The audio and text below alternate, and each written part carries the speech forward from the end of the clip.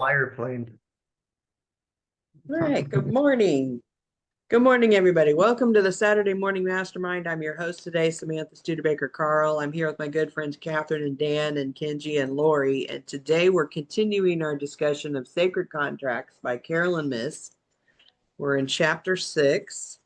And if you're in the hard copy, it's page 178 at the part titled The Fifth Chakra. And last week we talked about the sixth and the seventh chakra. But today we're going to go through the fifth and possibly the fourth one. But before I get going with that, I want to give my friends an opportunity to introduce themselves. And then, Catherine, you can take it with the reading. Jump out, guys. Lori Emmons in Denver. And Sisik in Las Vegas. Angie Gourmet. Hello, it's Catherine Clement, and I'll be reading. All right, the fifth chakra. The lesson for it is to surrender personal will to divine will. Boy, that's one of the hardest things that we can do, isn't it? The power is choice. The strengths are faith, self-knowledge, personal authority, and ability to keep your word. And the shadow aspect is an obsessive need to control relationships and events. Corresponding to the throat and thyroid gland, the fifth chakra is your center of will, your ability to express your needs and desires, and your power of choice. The force behind acts of creation, choice creates consequence. The fifth chakra also is in the center of the energy of honor. It resonates when you give your word to someone. When you make a commitment, you agree to use the power of your will to hold within you a part of another person's spirit to be psychologically supportive. Giving your word or making a social vow of marriage or a religious vow is a ritual of personal revelation. When a person breaks his word, that action reverberates for years within the psyche of the betrayed. It cuts to the soul. Fifth chakra vows are promises of the body, mind, heart, and spirit merged into one. Acts of soul retrieval or confession are also fifth chakra rituals in which the individual consciously calls back fragments of their spirit that have been out on negative missions, such as telling a lie. The need to participate in such rituals for the health of one's spirit is recognized in some form by most spiritual traditions. The ritual of last rites, as performed in the Roman Catholic Church, acknowledges that the whole of one's spirit must be called back into the self prior to death so that the whole of one's being can move on to the afterlife. The inherent soul knowledge of the fifth chakra communicates to us that we must develop the strength to make choices that reflect who we are. We suffer deeply when our fifth chakra is controlled by someone else through social customs, restrictions, or tyranny, or by thought forms, superstitions, and emotional weight such as guilt. When that happens, we find ourselves living a life that serves the needs of others to the detriment of our own, and we must learn how to liberate our voice and spirit. Archetypes of the slave or servant hold the potential for liberation for those who must birth their own will, the spiritual equivalent of buying your freedom from servitude. You develop a powerful personal will by making choices that draw on both the desires of the heart and the wisdom of the mind. In a physical setting, for example, your fifth chakra spontaneously organizes the manner in which you will communicate with others within that setting, helping you choose whether to be defensive or circumspect, or direct and open. Developing the strength to manage the power of will is perhaps the most difficult stage in the process of spiritual maturation. In all of life's interactions, we must make choices, and choices direct our spirit into action. All contracts draw us into at least one active will. When Malcolm X went to Mecca in 1964 to make the Hajj, the pilgrimage required of every Muslim at least once, he was the chief disciple of Nation of Islam leader Elijah Muhammad, who preached hatred toward the white race based on what he claimed were Muslim teachings. During the Hajj, Malcolm met and mingled with Muslims from India, China, Indonesia, and North Africa, including many whites. His heart was deeply moved by the love and unified spiritual purpose he experienced from his fellow Muslims. I could see from this, he wrote home, that perhaps if white Americans could accept the oneness of God, then perhaps too they could accept in reality the oneness of man and cease to measure and hinder and harm others in terms of their differences in color. Filled with this insight that had both moved his heart and stirred his mind, Malcolm returned to America and broke with Elijah Muhammad, bringing many other African Americans with him into an Orthodox Islam that preaches tolerance to people of all races and religions. Malcolm X could only have made this powerful choice, which had enormous consequences for the future of race relations in this country, by joining together the desires of his heart with the wisdom of his mind. The power of choice and self-expression can be viewed from another perspective in the life of a woman named Lee, who believed she had a powerful crone or wise woman archetype.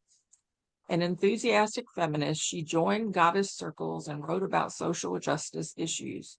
Even though she saw that cultural improvements had been made in women's status, Lee was admittedly angry at men and could not establish a satisfying relationship. A longtime member of a feminist community of friends and activists, Lee really got into the role of being the wise crone, she said. I wanted to be seen as someone who could dole out soul advice for the women in my group. In the process, I gradually started to give orders instead of insights. I didn't realize it at first, but I was trying to exert my influence over the choices the women were making about what to do with their lives. I felt that my experiences should be honored by everyone in the group. Conflicts eventually arose within Lee's community of women as some began to challenge her counsel, with which she had great difficulty coping.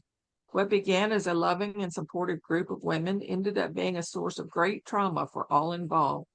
Eventually, the group disbanded, and I was left feeling completely rejected and misunderstood. A year went by before I was able to discuss this situation with a friend, who pointed out that in my enthusiasm to be the central voice of this group, I had negated the value of everyone else's contribution. In the language of power, I eclipsed their will because I wanted their admiration. Lee was misusing the energy of her fifth chakra in the way she related to her crony archetype. Once she recognized her energy power plays within the group, she knew she had some serious work to do on herself. I thought that I had grown beyond the need to control others, that the crone in me was wiser than that. Obviously, as soon as you think you've mastered yourself, you meet the people who are meant to show you how far you have yet to go. The fourth chakra. The lesson is love is divine power. The power is love and compassion. The strengths are forgiveness, dedication, inspiration, hope, trust, and the ability to heal. The shadow is jealousy, anger, resentment, and the inability to forgive. The fourth chakra is the heart center of the body. As the keeper of wisdom and the power of forgiveness and release, this chakra rules the process of transformation. The heart center regulates all issues related to emotions from love, compassion, generosity, and empathy to hatred, jealousy, and malice. The heart chakra also governs the spiritual challenges of forgiveness of others and of oneself. The power of this energy center animates the life that surrounds you, lending all activities and exchanges personal texture and significance. And although each of your chakras serves the whole of your energy field, the fourth is the most vital of all because love, passion, envy, generosity, compassion, and all the emotions connected to your fears and other strengths reside here. Where your heart is, there is your power. Without this energy, nothing in your life can manifest or flourish, from your romantic relationships to your artistic creativity. Your fourth chakra perceptions also automatically assess your emotional response to a physical setting or relationship. Do you feel love or anger toward someone in your vicinity? Does someone appeal to you emotionally? You may not even be consciously aware of the chakras assessments, but it passes them on energetically to your fifth chakra to determine how you will communicate your responses to those around you. The fourth chakra also regulates emotional inspiration of the kind that can inspire great creativity, such as songs and love poetry. Emily Dickinson's fourth chakra was so dominant that she was able to write brilliantly perceptive poetry, even without having extensive contact with other people. The energy of her fourth chakra enabled her to feel not only conventional love for her family and for the married man with whom she may have been in love with, but also the mystical love affair of the natural world that is reflected in her poetry. Indeed, poetry was the language with which Dickinson prayed to the divine. So too was the great love poetry of Rumi, the 13th century Sufi mystic whose poems address God with the detailed, sensuous lyricism of a lover singing to his beloved. I love Rumi. In 18th century Bengal, the Hindu mystic Ram Prasad Sen composed a series of love poems to the Divine Mother as manifested in the goddess Kali, or Kali, however you say it. Like Rumi, Ram Prasad used the metaphor of intoxication with wine to describe losing himself in the divine. The explosion of awakened language with which authentic poets experience after creative birth can transform their individual being entirely because the substance of humanity is infused with language, writes the modern-day Sufi sheikh Lex Hixon about Ram Prasad. If the poetry is strong enough, the surrounding cultural body feels its impact and is transmuted as dough is kneaded, rises through the potency of yeast, is baked, and becomes a new reality. Hickson may well be talking about the power of the fourth chakra to transform the human soul. A woman I met named Nadine also had a poet archetype, and it absolutely enchanted the lives of countless people. Nadine had written poetry since forever, and her love of poetic expression was reflected in her entire persona. Her softness of manner and the way she interacted with others made it seem as if she were floating through them. When people learned that she was a poet, they generally said something like, "Oh, I can see that in you," or "that figures." She was the gentle, inwardly beautiful aspect of this archetype incarnate. Nadine wanted to write poetry that made people feel warmth in their hearts. More than pondering the great philosophical questions of life, she said, I want to make people feel good without having to have a reason. I just don't see why being happy should be such hard work. All right, that leaves us at the third. Awesome. Thank you for reading that. Welcome. Hi, Jason. Morning, Jason. Good to see you. Good morning. Glad you're here. Great reading. Thank you. That was so powerful. Yeah, a lot there. Yeah, I didn't realize there was so much to chakras. I mean, I missed last week, but interesting. I still really don't understand chakras per se, so this is gonna be interesting for me to hear what you all say about this. It has always been a confusing thing for me also, but I have gotten so much more clarity about it because of my religious beliefs, which I think are similar to yours, but they're a real thing. I believe that what she just read about the throat, oh my gosh, so much confusion in there. And I saw the polarities, the love on one hand and hate on the other, that type of thing. And it's such in depth that you just can't express it, the creativity part. And nothing more amazing than creating another human being and knowing that they have the soul. And sure, men participate in it, but it's different because it's been the woman's body for 9 months, and ideally, or how long they're there. just amazing experiences I had with those feelings and emotions that so indescribable. They're huge. And the words I love you can't even touch it as well as I'm sorry just can't touch it sometimes because it's such deep, immense feelings.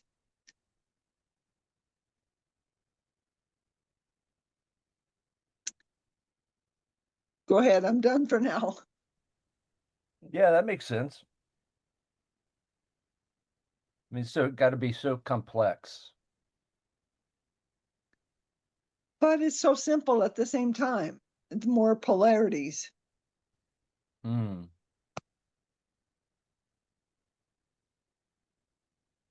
Yeah, I'm starting to get the kind of impression that the chakras, because I had never studied anything about the chakras either. I've just, seen the pictures like what Kenji's got on his wall and seen them as energy centers, but not really understanding them. And I'm starting to get this kind of impression of that our different emotions are held in our bodies in different locations. And so if we're talking about like the fifth chakra and it's talking about the power of choice and self-knowledge and surrendering personal will to divine will, so that power of choice, if you will.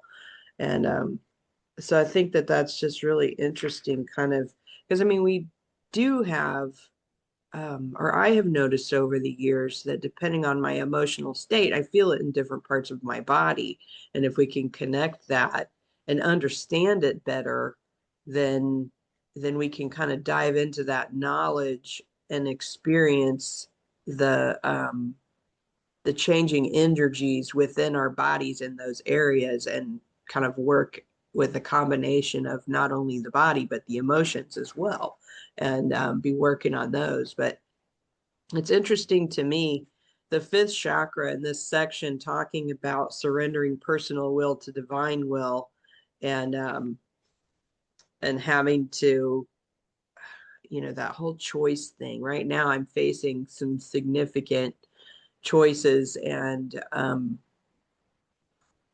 just decision making that has to do with my mom, since Gary passed away and her whole situation is going to change, and knowing that she's counting on me and my sister to make not necessarily the decisions for her, but to assist her in making the decisions. And, the emotions that are involved with me, and then my sister's emotions, my mom, and everything that she's going through, and trying to navigate all the potential things that could come up. And I've been really trying to have faith that there is this divine timing in all of it. And somehow or another, I have to keep reminding myself that I'm going to make the right choice, and that I'm going to know what to do at the right time and all those things, And so I think it's just this particular chakra and lesson right now is really powerful for me in this moment. And so I don't know. Anyway, that's kind of where my thoughts are right now when we're talking about that. I think the part that hit me was that between the fifth and fourth, I guess it deals with the heart a lot more and in it. But I th- I th- I agree with you about feeling and the different things that you go through. I have to admit, I think I've noticed too, as I've gotten older, how different areas of my physical body are affected depending on how I'm feeling. And, there are times where it's more in my body and I just want to lash out and just punch it, you know, kind of break things or this or that, the other things. The other thing, it's deeper, it's more in the heart, it's more central, you know, especially a lot of what I've gone through over the last, while, that's been very central and, but it's interesting how it is true that what you're feeling, what's going on with you does affect your body, and it affects how your body reacts and how it feels things, and even the pain that shows up sometimes out of it. There are times where my body, hurts and stuff, and it's not that I've even really done anything. I think it's just that there's so much caught up, pent up, and I don't know how to get it out in some ways, because being the type of person I am, I don't like to let it show that I'm losing it, so to speak, and that because I feel if I do that, then everything in me is going to break. So I just try to keep it all. But even then, it's hard, and it impacts you physically. And that interesting to hear, and how, for me, kind of like with what Lori was saying, it's all connected to my beliefs and how I react with God and how I view God and my relationship in that, and how to try and go back and deal with that. And I guess the best word to say is reconcile it with that, and get clarity and help and guidance in that sense. And sometimes, I'll be honest, sometimes I'm sure it's there. It's just, where is it? Why don't I feel it? Why isn't it? So It's it's totally, interesting.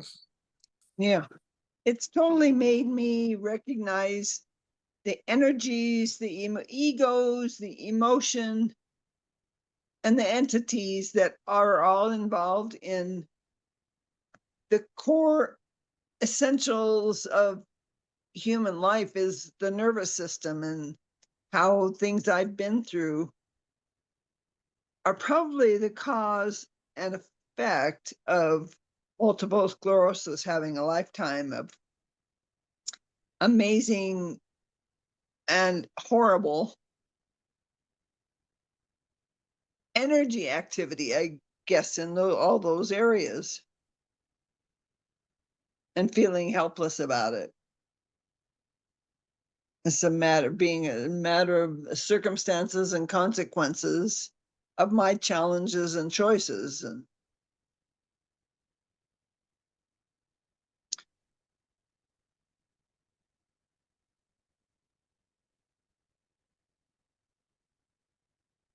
It seems to me like the chakras can even sort of overlap, and or our energy centers, or whatever you want to call it.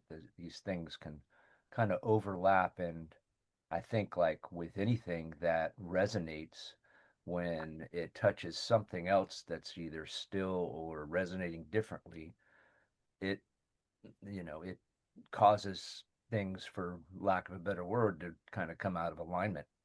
I was just thinking, like, wouldn't it be great if you could just tune all your chakras like you do a like guitar strings or something, just like go And one by one, tune them all in, and then now you're you're you're in alignment. I think that's part of the sound healing effect, why Yeah, that there's works. a lot of ways to tune your chakras. Yeah. And Mm. also, I mean, I don't understand them either. I think, sending us down here to inhabit, quote, animal bodies, I think God needed to give us some guidance or something, like some kind of way to structure things or something. And this is our dashboard. Our chakras are kind of like our dashboard on our car, except most people have never heard of them, or they've heard of them and just consider them woo-woo. I can tell you, I have, using a pendulum and working with people, some people's chakras are spinning the wrong way. So there are definitely attunements that can be done, and work that can be done to kind of straighten out your chakras if they are amiss. Kenji, I heard you step out and say something. Go ahead. And we're like, where certain energies go, like where does the anger go? Where does the trauma go? What does, they reside in certain parts of the body. And, the sacral chakra is where a lot of sexual trauma takes place. Um, uh, no, hopefully that was right. The solar plexus is where, you know, a lot of hurt, pain, relationship pain, and then there's the heart, family, throat, we stick our own foot in our mouth. I mean, for me, it's just a place to focus, but they do align. And if you can get them to align and then somehow envision like this anchor coming out of your tailbone and going down into the center of the earth. And then from the head up into with the bright white light. That just really helps me. And it's really obvious, or maybe that's not a good word, but when there's trauma in those areas and you end up with a lot of the wounded child, the abandoned child, and the shadow aspects of all of these occurrences. I think though, once you start doing that chakra work, that's on the road back. Yeah, I agree. Yeah. And there's a lot of recorded material out there that can help our chakras. If you go to, you can just Google it, or if you go to YouTube, there's like Lori brought up, music is great for resetting chakras and, clearing chakras, and the vibration of music, if it's the right music. Although different music appeals to different people, so I never judge on like what kind of music it could be, but you can clear and reset your chakras using music or Or vibration, like a tuning fork. Go ahead, Dan. oh no, I was just gonna jump in like what you were saying about music, because music's a great thing that I use for when I really need to just kind of, it's a recentering for me. And depending on the mood I'm in, I might start with, I'm not really a heavy metal person, but I might go more on the more rock side of things, like a good, strong drum and, bass and stuff and things like that, Like where an it's heavy. AC/DC. Yeah, I love AC/DC AC/DC. or Van Halen, or no, um oh, what's Def Leppard, or something where, you know even you know, s- but somewhere in that area sometimes when I'm really just like, and I need to get energy out. But then after I've gotten through that, then I'll move in more to the kind of music I normally listen to and what I really like to. And then I know for me, like when I really need to get more centered, going into more like the contemporary Christian music that I listen to and that really is really centering for me. And I've learned that over the years, and there are times where I'll use the different aspects of music to kind of help me lower that threshold or something like. But it helps, and I love using music for that, and just being in my own time and space and not have anything else out there, you know, interacting, because then that way I can just kind of zone in on, you know, that. And even when I'm listening to it, I won't even really focus on whatever it is. I try to focus on the music and listen to it and, get into singing along with it or whatever if I know the songs and like the songs or whatever. And then from there, it just kind it so yeah, music really helps for me. I know there are other aspects and other ways you can do things, but all my life, music's always been a. Helps calm the chaos. helps calm the chaos. Yeah. Yeah. It's a time capsule. Sometimes if I've worked through some dramatic stuff using, chakra music, I can actually put that same chakra music back on and sometimes be triggered and have to take it off immediately and put on something different. So yeah, it's almost like it holds memories. Yeah, what I've done is you go to YouTube and look up the frequencies and listen to the time period of whatever that frequency is.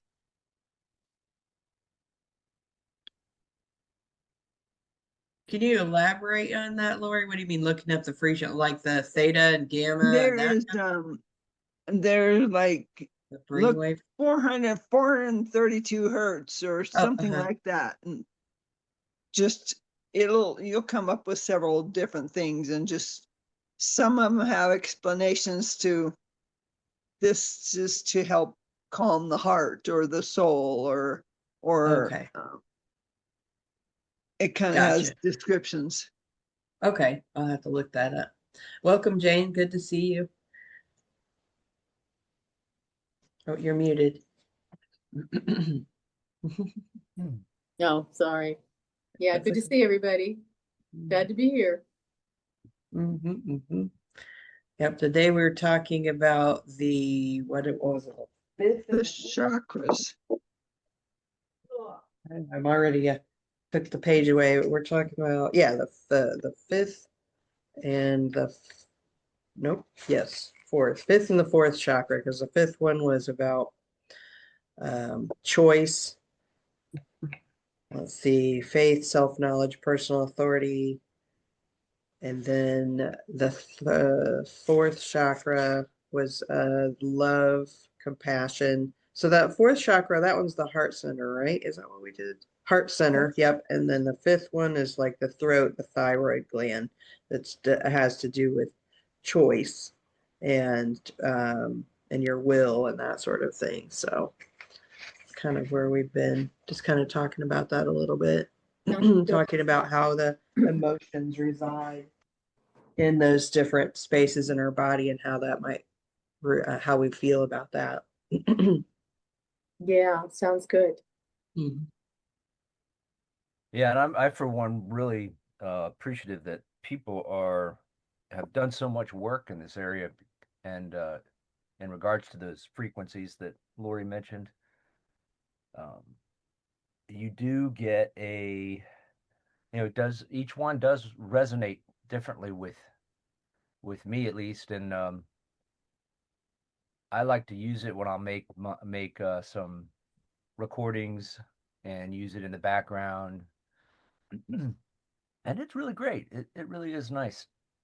There's different there's like for pain, for immunity, health, fear, guilt, negativity, DNA repair. It's saying there's like 9 different well studied frequencies that we can use. So I really Frequency that they say the earth has, I think that's the 432, maybe not, but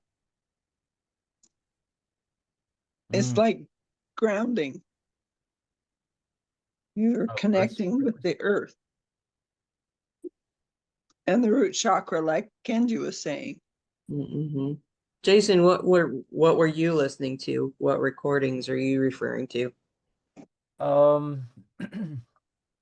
Well, let's see, what were they Are they also something that you found on YouTube? yeah, and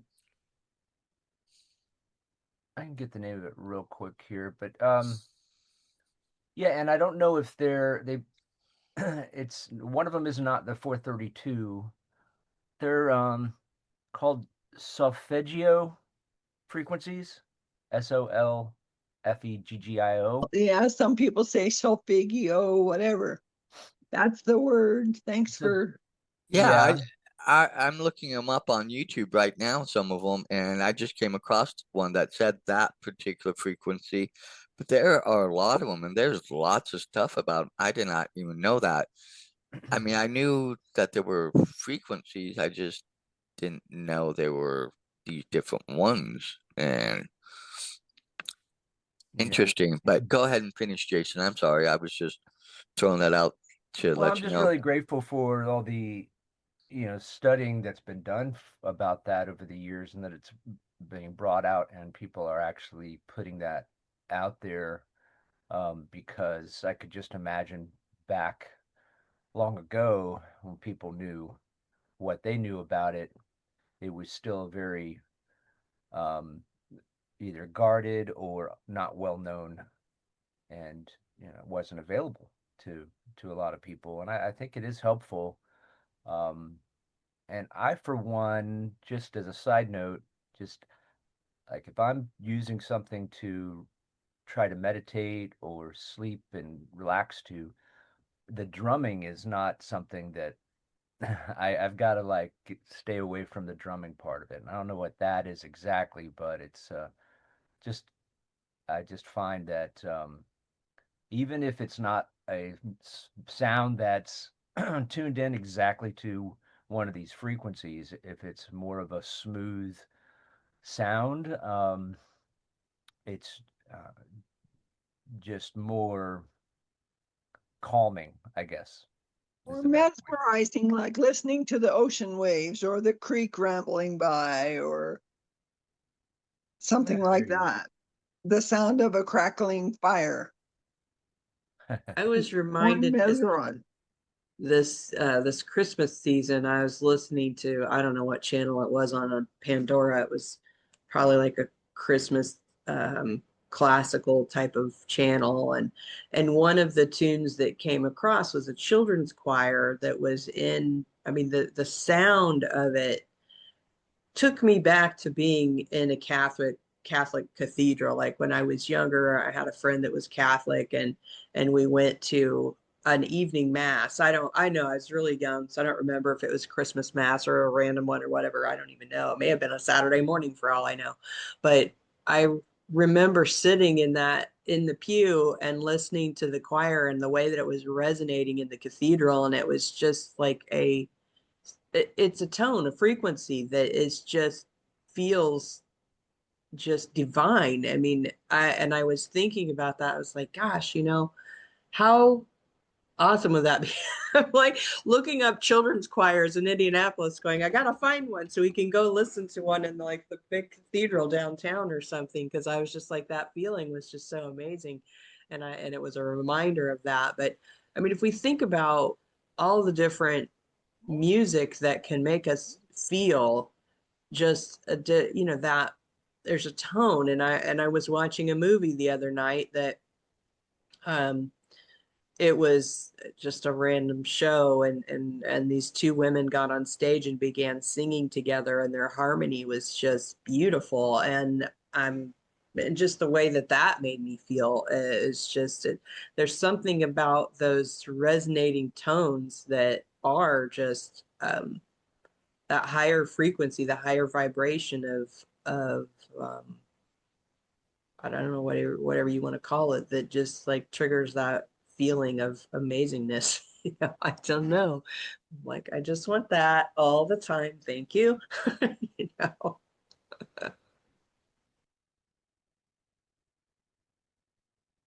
But then would anything get done?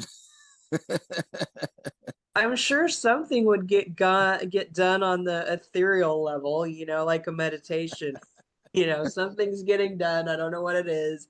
I'm just trusting in the divine timing and all of that. I've been doing a lot more meditating recently, and just trying to put myself back in that space of trusting the universe that that I can't know all the answers myself. And when I'm trying to do it on my surface level of consciousness, I know I'm not using all the information that's available to me. So I'm trying to tap more into that frequency, because there's just so many things that are going on in our lives right now that are just and the economy.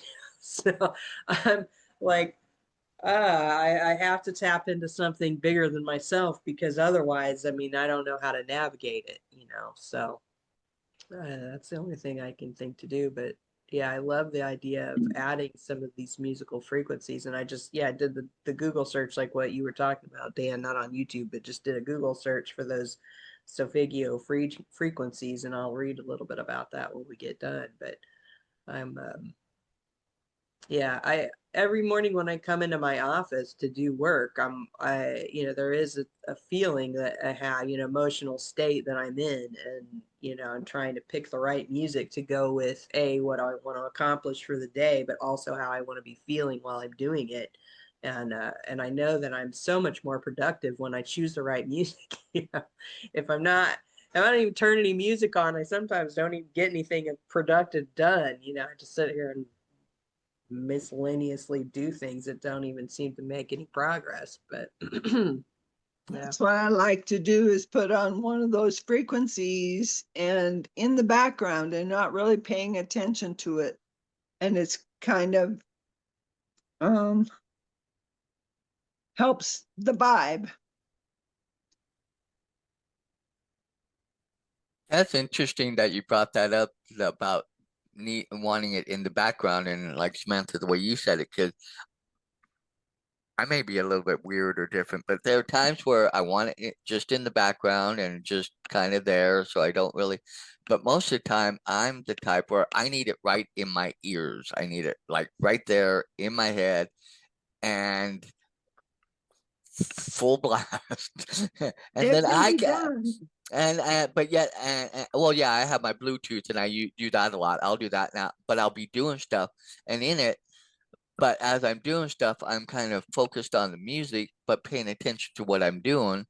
Or I can do stuff on my laptop that way too. It's weird. It's weird how I like it in the background sometimes, but not as much as I like it like right in my ear. You know, right in my ears, like I'm blasting into my Kind of head.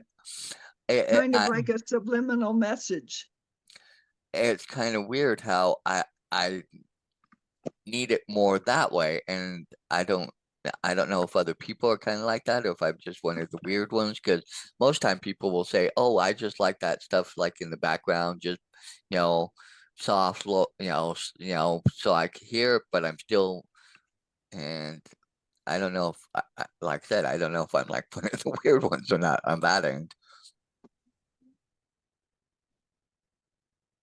You're not weird, Dan. You're just yourself. That's it. That's all it is you like it the way you like it, you know. And I have times where I do need it right in my ears, whatever it is, and but that's when I'm focused on that, like the meditation and the background frequencies that are in the meditation, having that just resonate in my ear while I'm trying to keep myself focused on the meditation. I definitely need it right in my ears because all the other noises that are potential distractions. But yeah, but when I'm working, I yeah, I like having it in the background. Although background, I say background, it's loud. It's not like quiet background.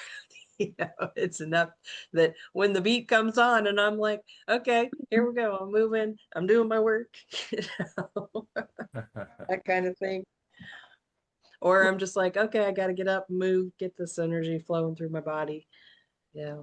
Where I can see where if you have it in the background, it's Mhm. going to give you a comfort level that you're gaining something subliminally, like somebody mentioned. You know, Mhm. the frequency Yeah. is kind of doing something even while you're doing something else, you know. I was reading a Facebook post recently on the movie Avatar. Sorry to switch gears, but we can always switch back because we can do that. Um, the movie Avatar, and this was a Facebook posting from somebody who's a Facebook friend, and I've known for years how really spiritual he is. He always posts things that you know kind of really get me, you know, and that give me something to really chew on, to be very reflective on, you know, kind of deep spiritual things. So I trust him. and he posted something that indicated the movie Avatar, that James Cameron really kind of downloaded something from the universe, and that Avatar is supposed to be very similar to our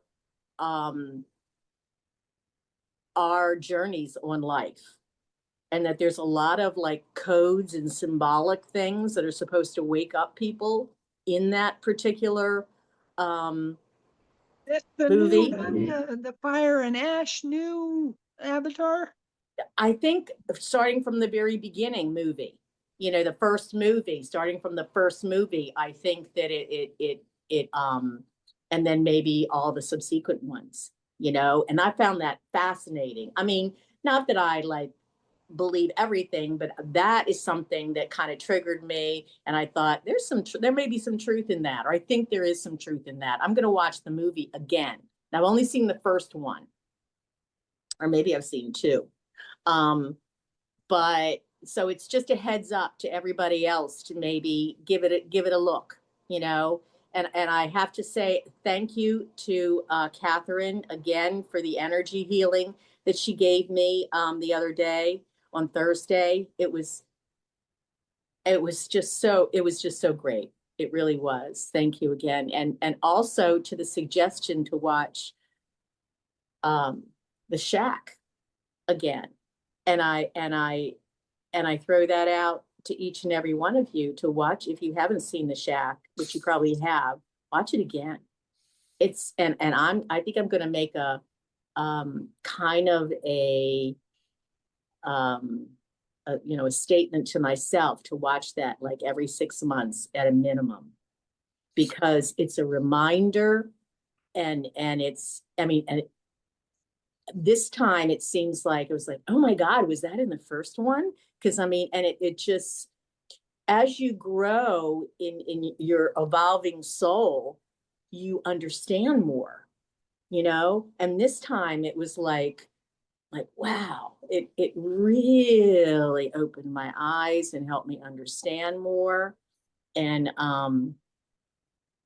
it was just a great experience. So thanks for reminding me of The Shack. And I want to throw that out to, and Jason, binaural frequencies. I've been doing those, or I have knowledge of those, and those are fantastic. And yeah. So I think more and more too, we have to look toward, there's a lot coming into our awareness in this physical world that spirit is trying more and more to wake us up. And so just kind of, if something catches your attention and you think, oh, I think I need to follow that little go down that rabbit hole, do it. Just do it, because we're being. I have to Go on.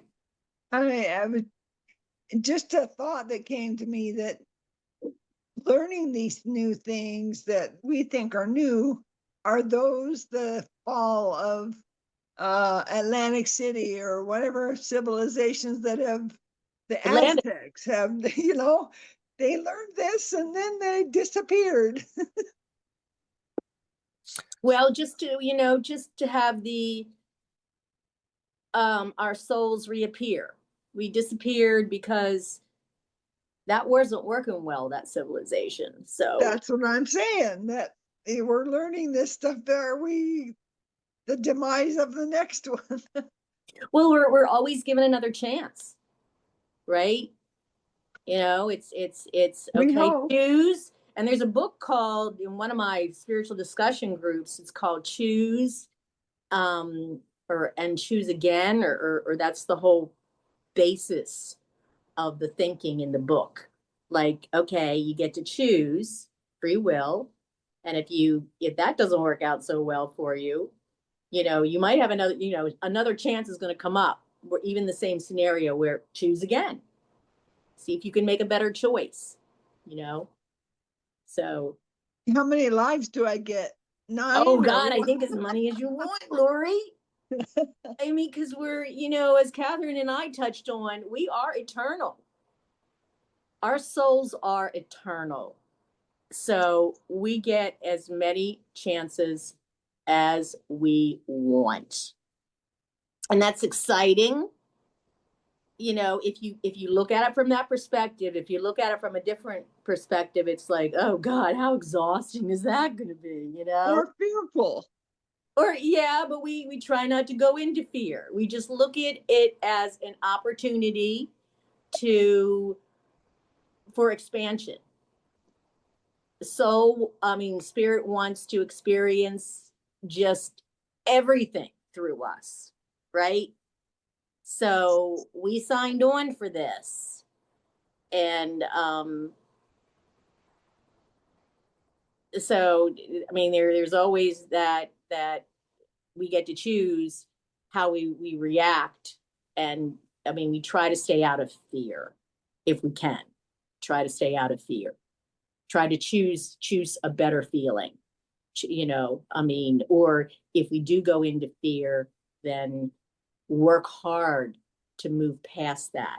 You know, listen to some YouTube frequencies.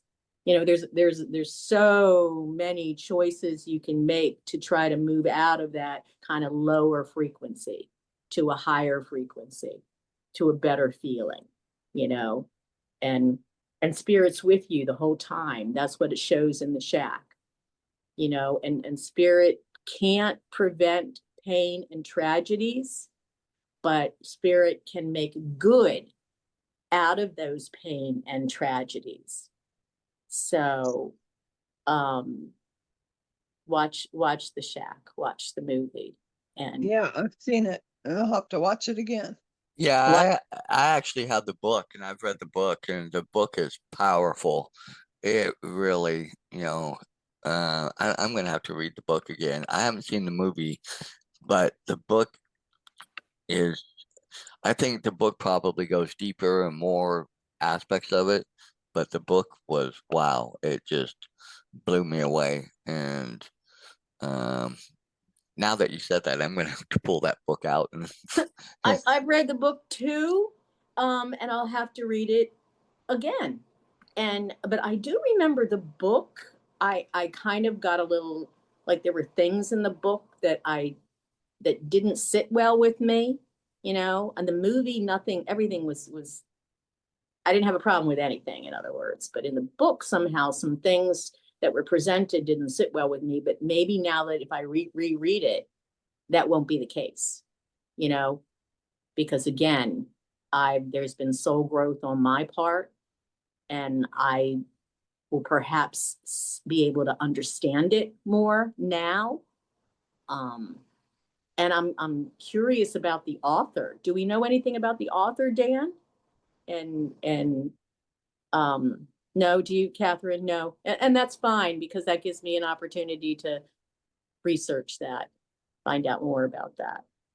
Yeah, but Remind me the author again. I know I've seen it.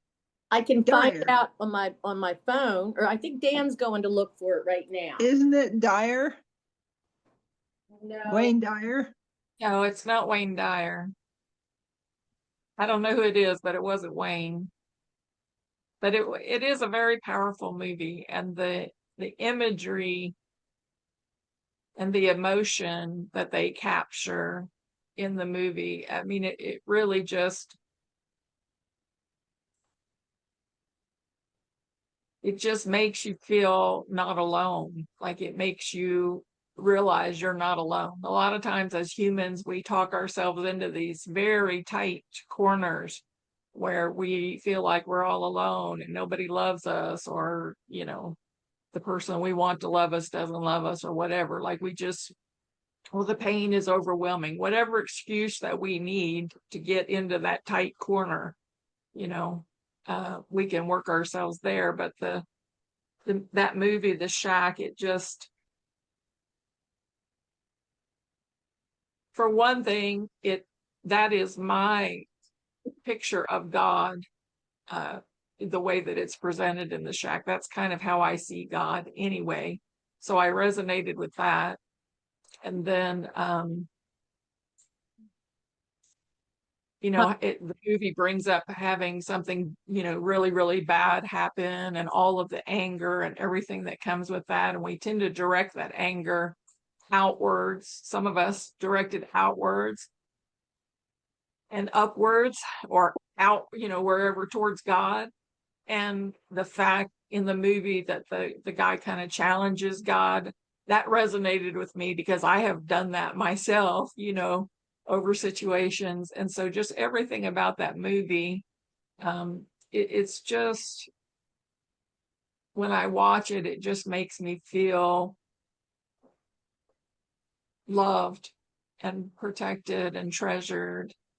And it just sets the right vibration within me is to give me calmness. And Kenji, if you don't mind, since we're talking about vibration today, actually I got to jump really quick, but if you could just talk a little bit about this technology that you're using to change your vibration, that would be great to hear that.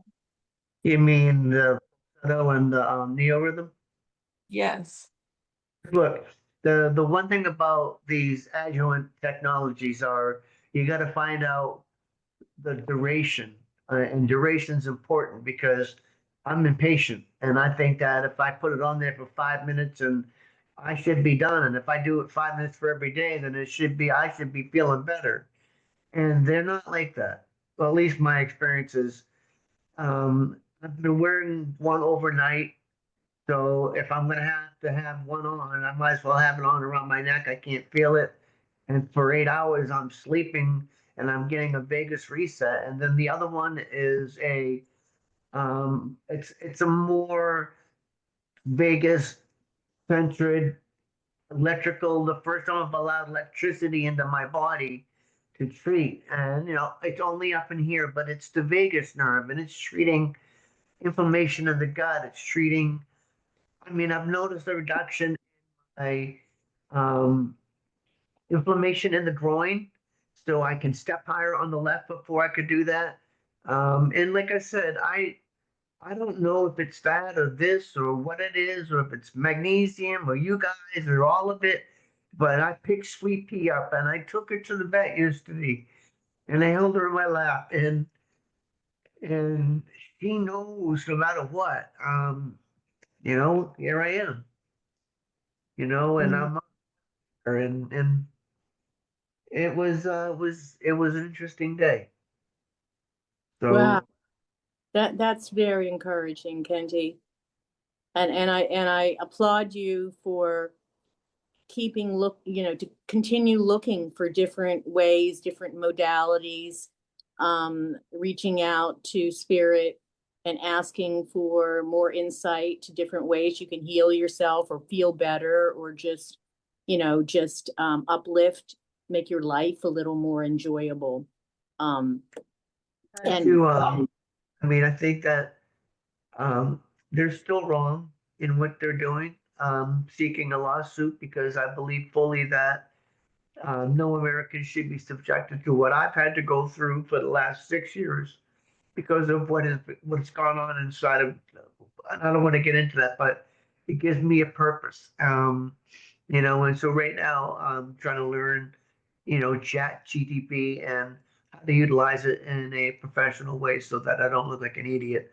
And try to get a lawsuit done that might maybe benefit other people, because I won't be the first to have done one, but there aren't many, and the list is short, and it needs to happen because we're being discriminated against as a group of people. And I think the tide is changing. I really do believe um, there's been more positive news about this, and I really just think that 2026 could be the year in which they realize how far they really went and how tragic it has been on so many people. yeah, well, continue staying aligned with spirit so that you'll get more help in that regard.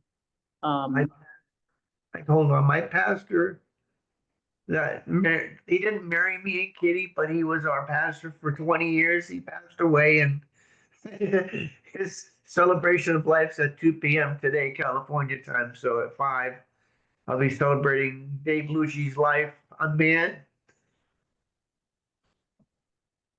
Oh, well, sorry for this loss of somebody that was, important in your life. And good that you're going to manage to, you're actually going to the service? It's gonna be online Zoom. I get to Oh, it's be going to be online. I was going to say that's difficult for you to physically go to a service. Well, I think it's in another state too, is it not? it's in California, but it's gonna be on Zoom and Yeah, that's what I'm saying. That thank goodness. Then you can I can participate, bring your own energy to it. Yeah. story about Dave and some of the funny things that happened to us is we rode motorcycles all over California. This was the person that married you and your first wife? No, he was my second pastor. He didn't marry us. He Oh, was oh, but for 20, pretty much our pastor. okay, okay. But by the way, your communication, like I can hear you going in and out.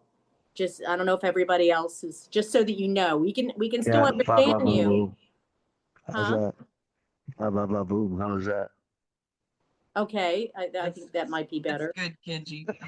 Yeah, thank See, you. it's just how far the microphone is or isn't away from me. But anyway, good stuff. Thank you guys for letting me share. Yes. Yeah. Yeah, very, very good. That's memories, good memories, and celebrating somebody's life is always a good thing. So I'm glad you have that going on. And all the other stuff that you're doing for yourself. Great. Really, really, really good. I'm really it does my heart good to hear that you're doing some great things for yourself. So it's good. And we'll get in touch one of these days, Kenji. We keep trying. You try when Yeah. it's a good time for you, and I try when it's a good time for me. And we don't seem to be quite be in sync, but we will be one of these days. So we will talk. You, We will. we will. Happy New Year, everyone. Yeah. Happy Same New to Year. everyone here. Happy New Year. Happy New Year. Right. All right, And guys. I'm gonna wrap us up for today. We've had a good chat. I know that we all have things that we need to do. So for those of you who are watching this recording, if you found value in what we've discussed today, then give us a like on YouTube and subscribe to our channel so you'll know every time we upload a new video. And then we'll see you all next week on the Saturday Morning Mastermind. Bye for now. bye, everybody. Bye-bye. Bye. Hey, before